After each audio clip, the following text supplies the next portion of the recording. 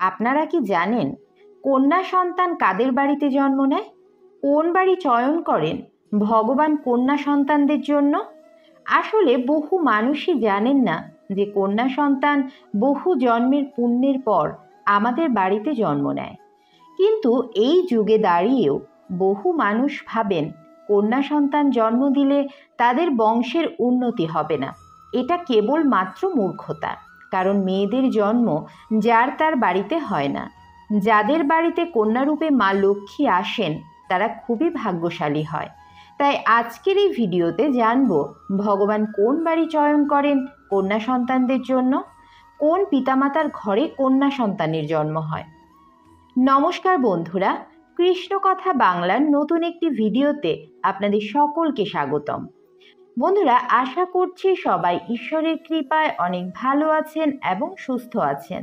আপনারা যারা এই চ্যানেলে নতুন তারা অবশ্যই চ্যানেলটিকে সাবস্ক্রাইব করে পাশের বেল বাটনটি প্রেস করে রাখুন, যাতে পরবর্তী ভিডিওর নোটিফিকেশন সবার আগে আপনাদের কাছে পৌঁছায়।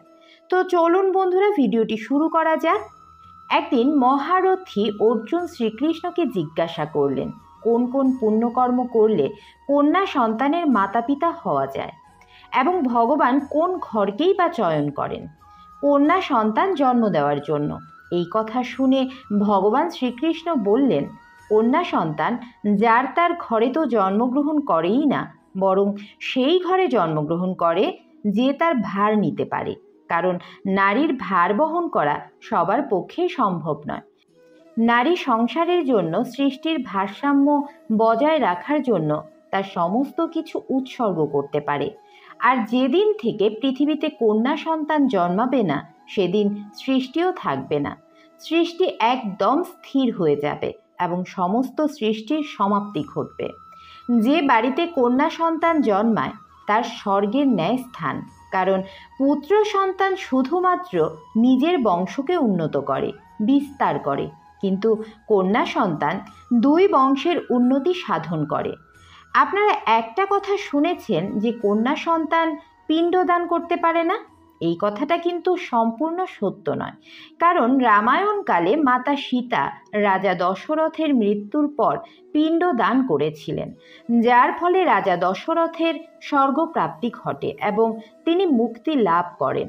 আমাদের শাস্ত্রে বলা হয়েছে যে একটি মেয়ে তার বাবার পিণ্ডদান করতে পারবেন এবং শ্বশুর বাড়িতেও যদি কোনো পুত্র সন্তান না থাকে তাহলে পুত্রবধূ পিণ্ডদানের অধিকার লাভ করে। তারা খুব সৌভাগ্যবান যাদের বাড়িতে কন্যা সন্তান জন্ম নেয়। আর যাদের বাড়িতে একের বেশি কন্যা সন্তান জন্ম নেয় তারা খুবই সৌভাগ্যবান। ভগবান সবার ঘরে কন্যা সন্তান দেন না, ভাগ্যবানের ঘরেই দেন যিনি তার লালন পালন করতে পারবেন। অর্থের সাথে পালনের কথা কিন্তু বলেননি।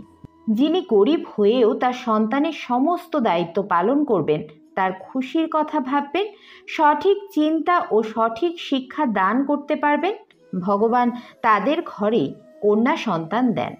কেন ভগবান শ্রীকৃষ্ণ বলেছিলেন যে নারীর ভার সবার পক্ষে নেওয়া সম্ভব নয়?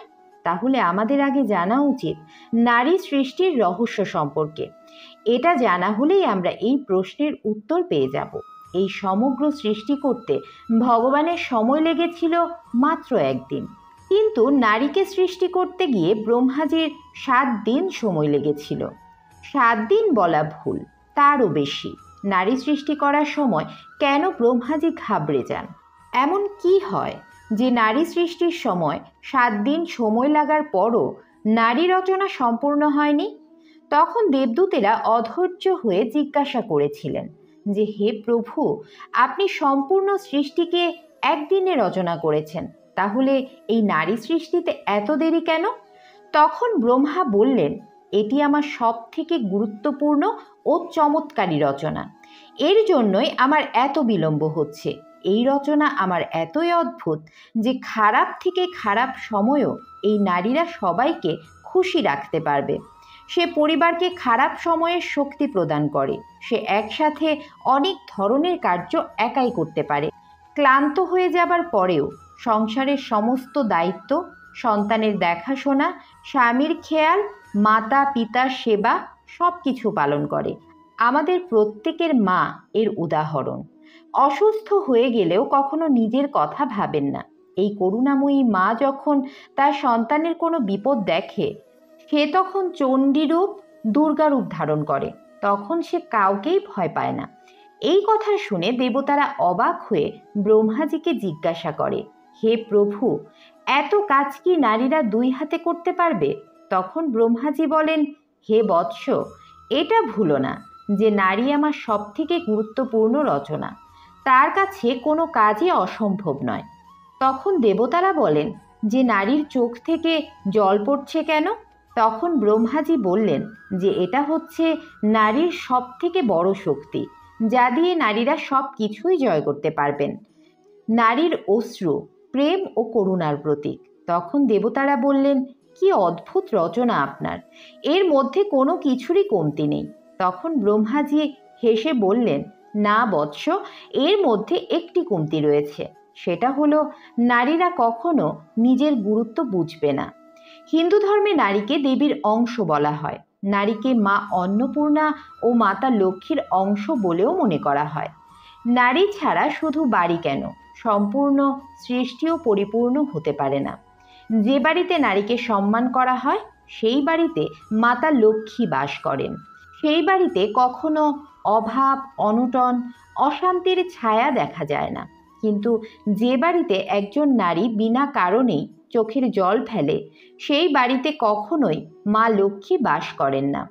তাহলে আমাদের কি করা উচিত? আমাদের বাড়িতে যে মা রয়েছেন, আমাদের যে কন্যা সন্তান রয়েছেন, তাদেরকে সম্মান করা উচিত। তাদের জন্য যথাযথ শিক্ষা ব্যবস্থা গ্রহণ করা উচিত এবং তাদের স্বপ্নকে পরিপূর্ণ করার দায়িত্ব নেওয়া উচিত। যখন এই সমাজের সমস্ত নারী এগোবে, তখন কিন্তু আমাদের সমাজও এগোবে। তো বন্ধুরা, আজ এই পর্যন্তই।